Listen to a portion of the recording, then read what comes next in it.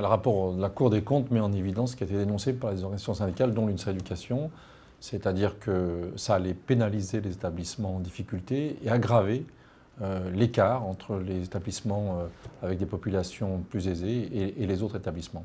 Le phénomène de ghettoisation est en marche. C'est près de 200 établissements sur 260 qui ont vu leur effectif fondre et qui déséquilibrent aujourd'hui ce qui constituait quand même une part de la mixité sociale dans ce pays. Je crois qu'aujourd'hui, le ministère ne veut pas donner d'opinion. Il dit qu'il mène sa propre enquête. Nous avons, nous, souhaité mettre en place un observatoire, pour l'instant qui va livrer ses premiers résultats dans quelques semaines, dans quelques mois, un observatoire de la sectorisation et de la carte scolaire, pour voir ce qui s'est passé, quelles ont été les conséquences de cette suppression qui aujourd'hui dénoncée par la Cour des comptes, dénoncée par tout le monde. Alors je crois que l'idée de revenir en arrière n'est pas possible. Il n'y aura pas forcément un retour sur la sectorisation d'autrefois, mais il aurait fallu ouvrir dans ce pays une vraie négociation pour savoir ce qu'on veut comme objectif.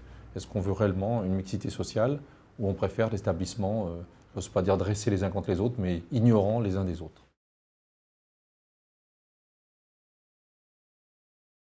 L'histoire de la sectorisation et de ses conséquences, c'est très révélateur de la question des inégalités. Je crois qu'il y a un degré, à un moment donné, insupportable de se dire qu'on assiste devant nous à une désagrégation de ce qui constituait l'école républicaine. Si ça continue, il y aura effectivement des établissements qui seront à une vitesse réduite, avec des moyens réduits, et d'autres établissements plus favorables. Ce qui se passe aujourd'hui, c'est que l'établissement qui est en difficulté avait des populations qui permettaient de tirer l'établissement vers le haut, et ces populations sont en train de partir, de quitter ces établissements. Donc on enfonce davantage les établissements. Je crois que les inégalités sont perçues comme quelque chose d'insupportable et qu'effectivement un mouvement aujourd'hui associant syndicats, différentes associations pédagogiques, parents d'élèves est en train de naître et de se constituer et que la question des inégalités va être sans doute le point de rassemblement de toutes ces organisations.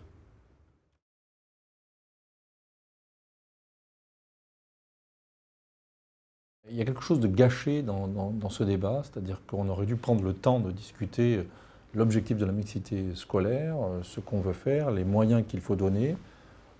On aurait pu débattre de la cohérence des dispositifs, parce qu'aujourd'hui on assiste à un empilement divers avec des sources de financement très divers, qui fragilisent parfois l'établissement, parce que quand on retire une source de financement, le projet ne peut plus se mettre en œuvre. On aurait pu parler autonomie des établissements, projet d'établissement et surtout l'idée de pérenniser sur le long terme des moyens de fonctionnement financiers, humains, et puis les moyens de les évaluer. Je crois qu'on a loupé tout ça, on a pris une position idéologique qui était la suppression de la carte scolaire, on a fait plaisir à des segments de population, on a ouvert des espérances à d'autres qui n'ont pas été comblées parce que tout le monde n'a pas pu aller dans l'établissement qu'il souhaitait. Et donc on a aujourd'hui un immense gâchis. Alors sans revenir sur la sectorisation, il faudrait peut-être faire le bilan global. Il faudrait que les politiques aient le courage de dire on arrête l'expérience, parce que rappelons-nous, c'est au départ vécu comme une expérimentation. On arrête l'expérience, on en fait le bilan et on ouvre une nouvelle négociation sur ce point-là. Mais il faut savoir, on ne peut pas d'un côté avoir la main sur le cœur et parler des inégalités et l'autre de tout mettre en œuvre pour qu'elles s'aggravent.